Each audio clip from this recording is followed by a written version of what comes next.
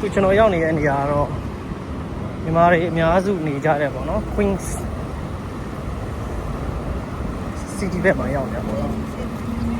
Queens ကတော့ကျွန်တော်တို့အရင်ကြီးမဟန်ထန်လောက် Brooklyn လောက်စီကားတဲ့နေရာတော့ပေါ့ဒါပေမဲ့လည်းဒီနေရာလည်းပဲချစ်ထားကြတဲ့နေရာတစ်ခုပေါ့လေဒီဘက်မှာကျွန်တော်လည်းအတီးတစ်ယောက်ရှိတယ်အတီးတစ်ယောက်ကဘယ်လိုသိရလဲဆိုရင်ဒီတိုင်းပဲဒီကိုလာရင်းနဲ့ဖုန်းကြောင်းမှာတွေ့ရင်းနဲ့သိကြတာအန်တီကရမ်းသဘောကောင်းတယ်ပျောက်တိုင်းသူ့အိမ်ကိုလာခေါ်တယ်ပြီးရင်မြန်မာပြည်မှာလို့မုံတွေလှုပ်ချွေးတယ်အစုံမဲ့ရခိုင်မုံဒီမီးရှိလက်ဖက်ကတော့ကျွန်တော်အကြိုက်ဆိုတော့အန်တီမှာအမေရှိတယ်အမေကတက်80ကျော်နေပြီသူကခွာလေလာလို့ရှိရင်အမြဲတမ်းကြွေးနေတာလက်ဖက်ကိုလေ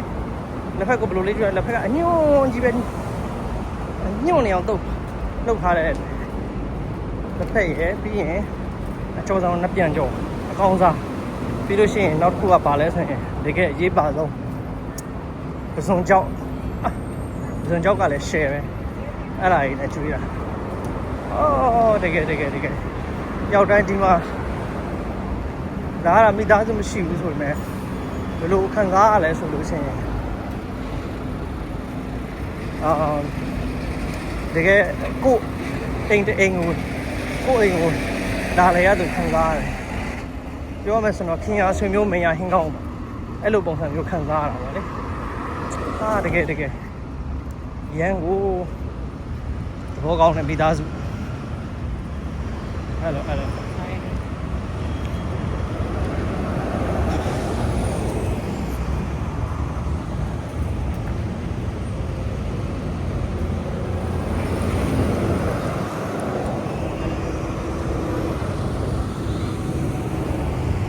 ရန်တော့နယူးယောက်မှာနေဖို့အတွက်ကျွန်တော်တို့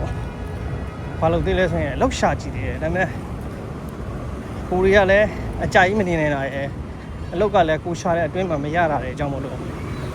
ဘာဖြစ်လဲဆိုရင်ဘတ်ဖလိုးပြောင်းပြစ်သွားတယ်ပေါ့နော်နယူးယောက်ကကျွန်တော်ကြိုက်တဲ့နေရာမှာ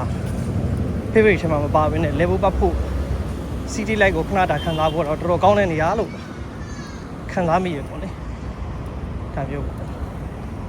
တော့ဆင်ပြေပါတယ်ဆိုပါအောင်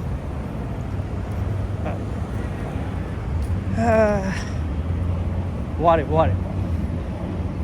ဏတာလာကြတယ်ခဏတာပြန်တွေ့ကြတယ်ပြီးရင်ပြန်ပြီးခွဲခွာကြတယ်တကယ်ဒါဘဝပါပဲ